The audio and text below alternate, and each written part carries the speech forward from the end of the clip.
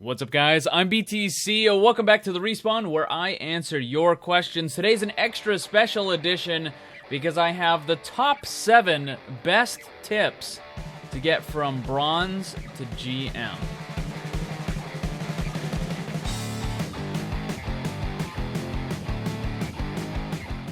Today is April Fool's, but I really didn't want to put together a whole video just for that because nobody ever falls for it. I mean, it's so predictable.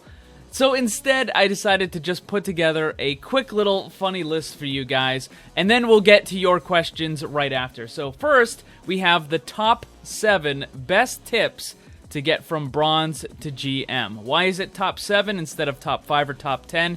Because I couldn't think of 3 more, and I didn't want to cut 2 of them out. So you get top 7. So again, top 7 best tips to get from Bronze to GM. Number 7, never ever switch. It doesn't matter if you're getting hard countered. It doesn't matter how ineffective you're being in the match. Never switch your character because certainly your stubbornness will win the day. Number 6, if your team starts to lose a fight, just scream winnable.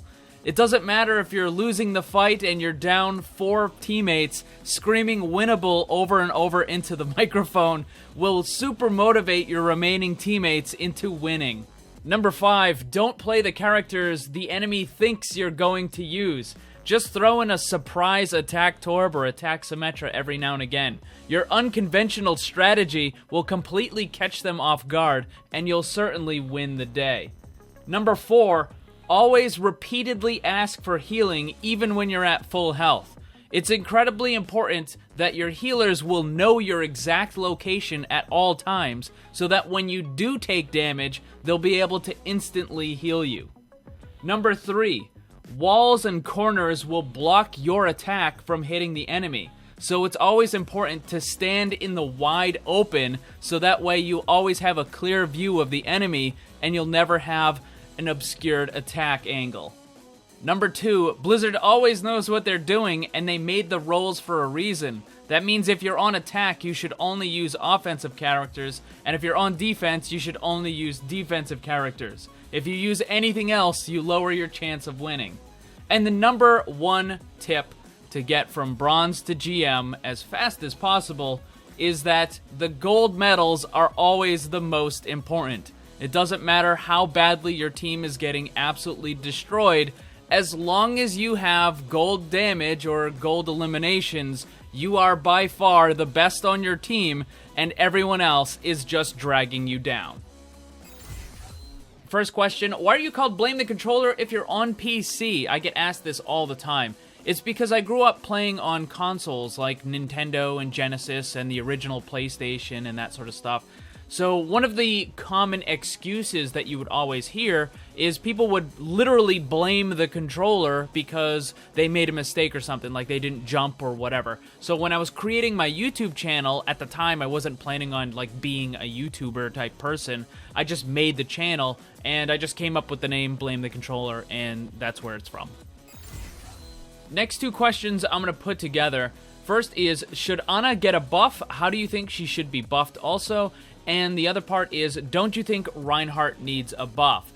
So, for both of those characters, I think, yes, they probably do need a slight buff. Although, I think we need to wait. Because right now, the dive meta is still incredibly powerful and still very popular. However, there's a lot of stuff that's coming up that's going to be changing that. D.Va's getting a nerf, Zenyatta's getting a nerf, Brigitte's getting added to the competitive ladder. So once all of those factors have been put into place, then we can kind of step back and reevaluate the situation, because we might start seeing a lot more tank meta type stuff. And if that's the case, then Reinhardt and Ana are going to start getting used a lot, and you don't want to just buff those characters and all of a sudden they start getting in the meta again, and now they're too powerful, and then you got to start rolling some of that back. As far as character-specific buffs for Ana, I think the thing to change on her is her ultimate, because it's kind of lackluster compared to the other support ults at this point, and it just doesn't do enough. So I think the nano boost is where it needs to be changed.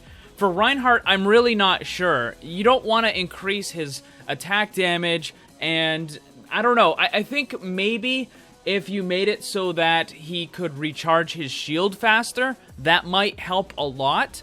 Because you have to keep in mind that even though Reinhardt has seen a significant drop in his usage for Diamond, Master, Grandmaster, and in the pro scene, in the lower bracket, we're talking Bronze through Plat, Reinhardt is still incredibly popular. So if you were to buff him too much, he might become too strong in that lower bracket, and then that might cause other problems.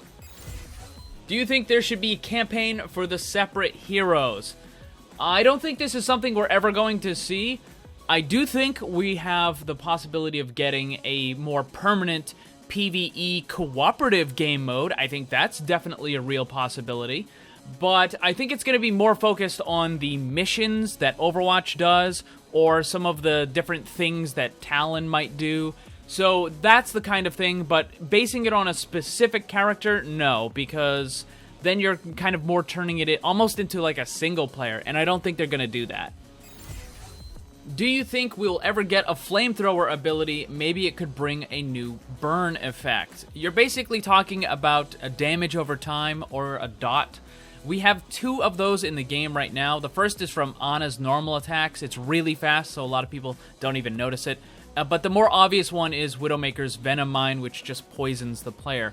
I don't know when they're going to add more, but there certainly is a lot of options that they could do. I mean, they could obviously make an entire character based on nothing but damage over time, which I think would add a really interesting mechanic to the game, but when they're going to do it, I have no idea. Should they do it? Yeah, I think it could be interesting.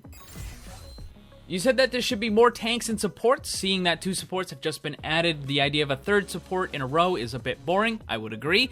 If you could make a new tank, what would it be? Moves and designs. P.S. If you don't say Jetpack Cat, I will be sad. Well, of course, Jetpack Cat would be the optimal choice, but if that's not available, then yes, I think we need more actual tanks. Like, I'm talking full-on tanks in the game, because right now, we really only have 2, and those are going to be Reinhardt and Orisa. Their primary role is defending their team. And if you look at the other 4, Roadhog, D.Va, Winston, and Zarya, what are those characters? Like, their primary role is to deal damage to the enemy. Their secondary role is a tank. So those characters are kind of like off-tanks or bruisers, whatever term you want to use. But really, the only thing that we have in the game whose main focus is to simply protect your teammates is going to be Reinhardt and Orisa. Like, that's it, right? So I think we need more characters that have a main primary focus of, I want to protect my teammates as opposed to trying to deal damage to the enemy team. I think we need more of that. As far as abilities, I think an interesting one would be some kind of like lifelink, where the tank is kind of connected somehow to a teammate. And when the teammate is taking damage, like, let's say half of it, or whatever, is then given to the tank instead. So that would be really powerful. Of course, you would have to deal with like cooldowns and whatever, durations and all that sort of stuff, and kind of get it balanced. But I think it would be really interesting and a new mechanic if you could allow the tank to specifically take the damage that another teammate was going to take. I think that would be really cool. That's all of them for today. Remember to leave your questions, comments, and ideas down below, and maybe you'll get picked for next time. Thanks for watching. Make sure to check out my Discord server. Follow me on Twitch and Twitter. The links for that stuff are down below. And remember, always blame the controller, because it's never your fault. Also, special thanks to all my Patreon supporters for helping to make this all possible. If you'd like to see what kind of cool rewards you can get for supporting the channel, check the links on screen and down below.